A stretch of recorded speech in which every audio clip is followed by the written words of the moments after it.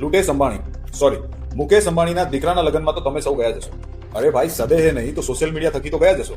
કહેવાય છે કે આ લગ્નની અંદર 4,000 કરોડ રૂપિયાનો ખર્ચ કરવામાં આવ્યો. હવે તમને થશે કે આટલા બધા રૂપિયા આવ્યા ક્યાંથી? અરે ભાઈ, જ્યારે લગ્નમાં મામા 1,800 કરોડ રૂપિયાનો ચાંદલો લખાવે તો એ લગ્નમાં નાચવા માટે રેહાના કેમ ના આવે?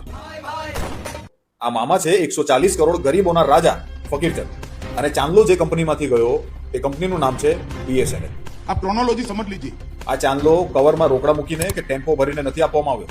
આના માટે BSNL પોતાના પૈસાથી જનતાના પૈસાથી જે ટાવર ઉભા થયા હતા તેને વાપરવાનું જે ભાડું છે, જેનું અંદાજિત બિલ થાય છે 1,800 કરોડ રૂપિયાનું, તે 10 વર્ષથી અંબાણીની જીઓ કંપનીને મોકલ્યું જ નથી. શા માટે? શું આ રૂપિયા BSNL ના ચેરમેનના પાપા વારસામાં મૂકી ગયા હતા? શું સામાન્ય જનતાના લોનના હપ્તા 10 વર્ષ સુધી ભૂલી જશો? શું હેલ્મેટનો દંડ ભરવા માટે સામાન્ય જનતાને 10 વર્ષનો સમય આપશો? કોના કહેવાથી BSNL કંપનીએ રિલાયન્સની જીઓ કંપનીને બિલ જ નથી મોકલ્યું? જ્યાં સુધી તમે આ શેઠિયાઓની પ્રોડક્ટ ખરીદતા રહેશો ત્યાં સુધી આ શેઠિયાઓ અને સત્તામાં બેઠેલા તેમના શાળાઓ પોતાના છોકરા પરણાવતા રહેશે, અને તમારા છોકરા કરશે.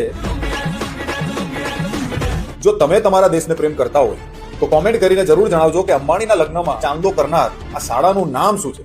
જય હિન્દ.